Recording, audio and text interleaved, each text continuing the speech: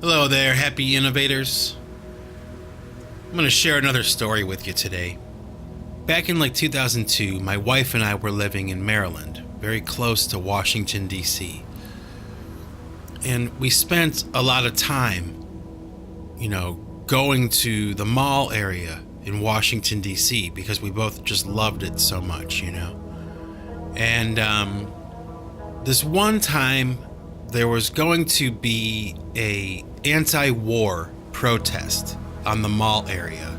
It was something that was heavily publicized and advertised, and my wife and I decided that we both wanted to go, not because we were political or anything, just because we wanted to witness what a demonstration or protest would look like on the mall area. So we just went as observers.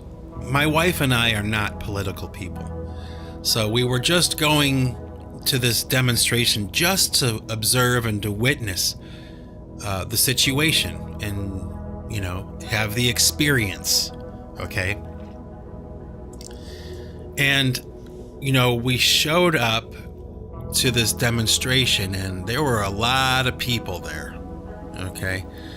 And I would guess maybe 2,000 or 3,000 people, maybe more, had shown up, and they were gathered around the Washington Monument. That's where the demonstration was taking place, and they had a stage set up with a PA system, and people would walk up to the microphone and yell into the microphone and rally the crowd and everything. And the news media were there and they were covering the situation. There were cameras everywhere.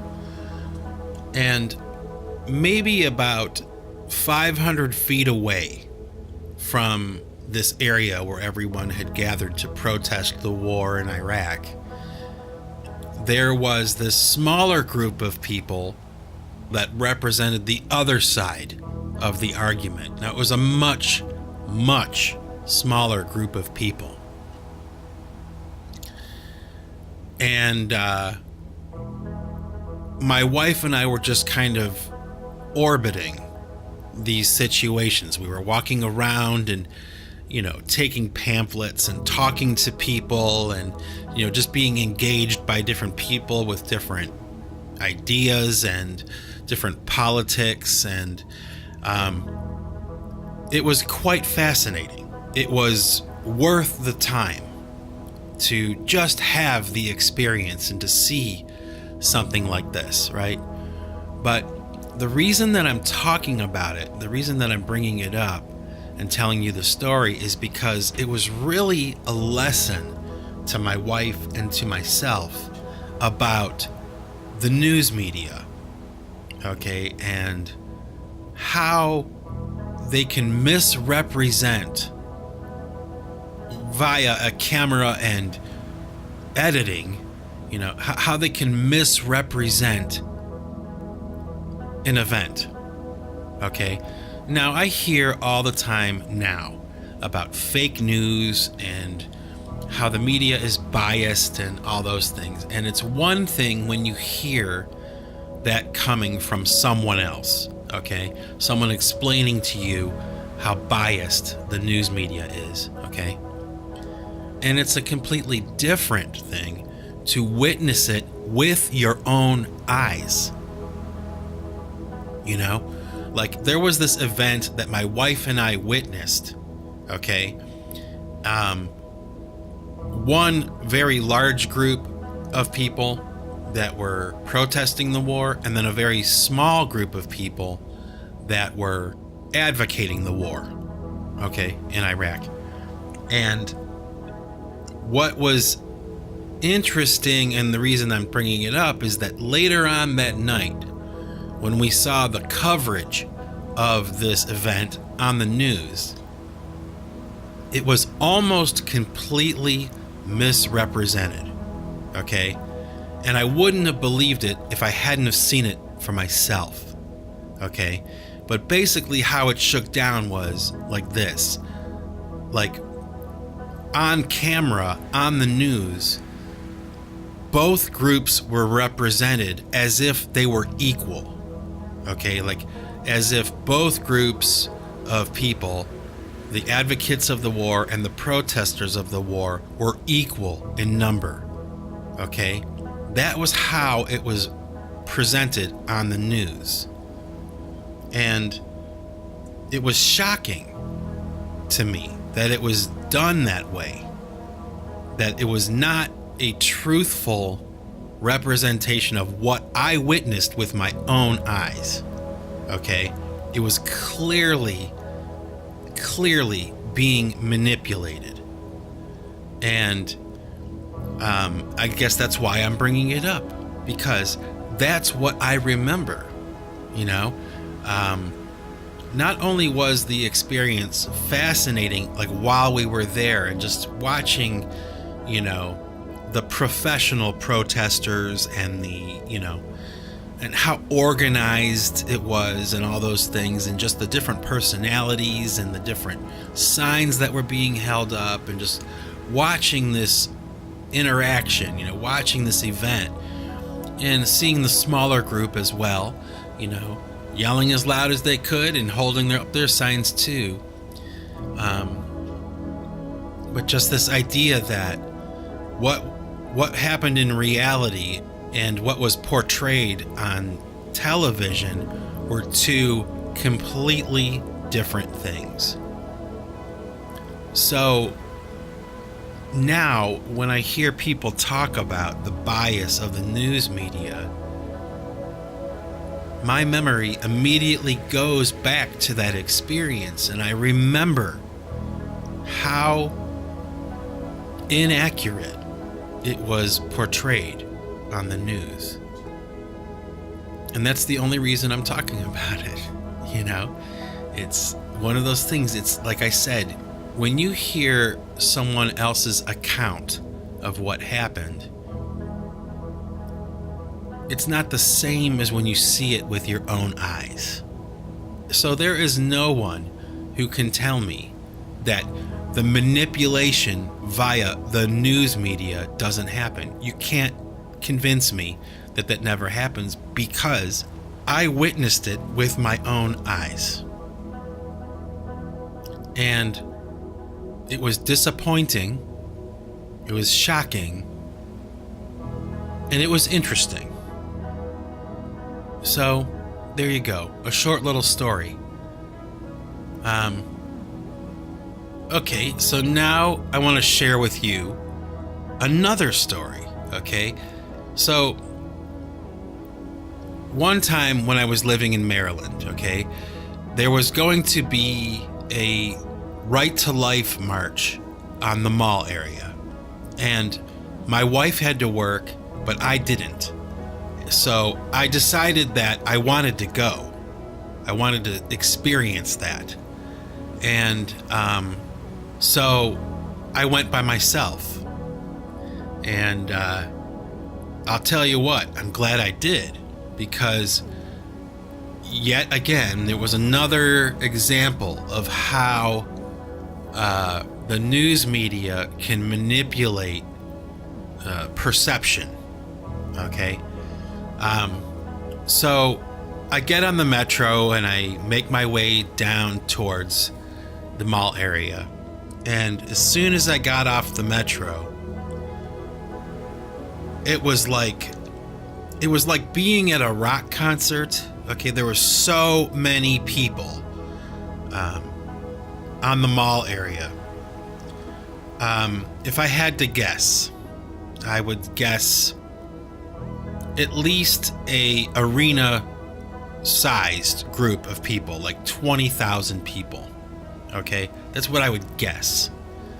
And I mean, people from all over the country were there to protest abortion and promote the right to life. Okay, and my politics in the situation is really kind of irrelevant, because I went again as an observer. I just wanted to experience this type of event. I wanted to be loaded up with the experience and witness it for myself. So, I'm walking around, I'm in the crowd, that are making their way around the mall area and heading towards the steps of the Supreme Court.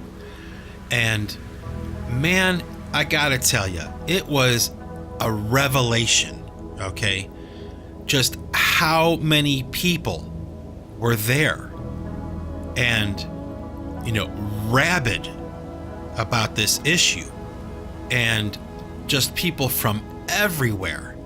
There might have even been people from other countries there. I mean, it was just the largest group of people I think that I've ever witnessed in one place at one time. It was amazing. And just walking around and seeing the different people, the people who were advocates of abortion, the people who were protesting abortion, all of them going at it, it was happening. It was a live event, and there was electricity in the air, and it was just fascinating to watch political convictions in action, in real time, and to be on the ground and walking amidst the crowd and just hearing so many things and seeing so many things, and just different groups of people that had traveled from very far away together, to converge on this location. And it was just fascinating. I don't think I've ever seen anything like it before, and I probably won't see anything like it again. But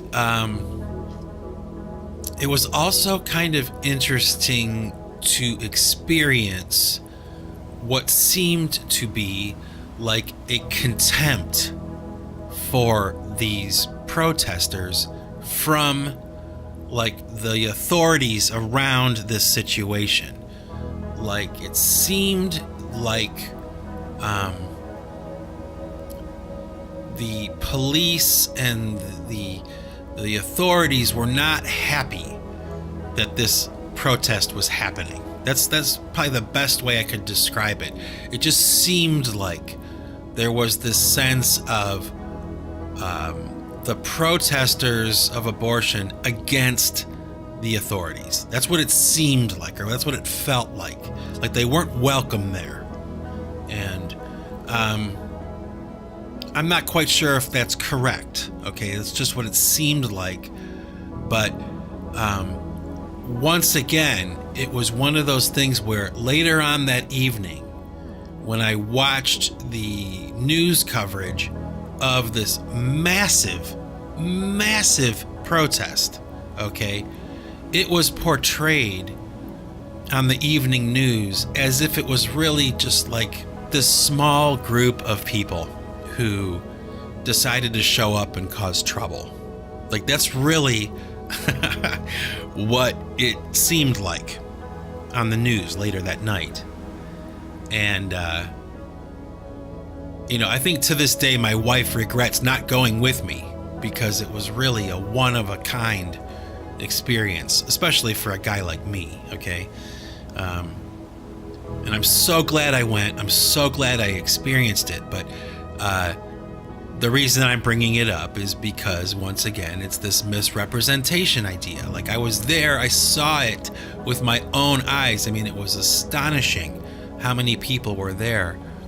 And later that night, it was portrayed on the news as like this, small band of, rabble-rousers that were, interloping on the mall, and, an insignificant crowd, and whoa, I mean, let me tell you, that was not what happened, okay? So there again, there's another story, I could probably think of a few more, but those are the two that really kind of stand out to me, such a great experience, but an eye-opener as well. So, there you go. I'll leave it there. So, you can go ahead and make of these stories whatever you will. I will reiterate once again that I am not a political person. Okay, I really am not. I'm neutral. I don't follow politics too much. But nowadays, you can't really help it, can you? I mean, it's just in your face constantly, especially since Donald Trump was elected president. I mean, it's just, we are living through a firestorm of politics right now. And I'm not necessarily sure it's good or bad. It's just the way it is, and something to observe and something to pay attention to. But, so I'll leave it there. This is Mike Bostwick from Pipe Choir Records signing off. And remember, folks, if you want to keep what you've got to give it away. Take it easy.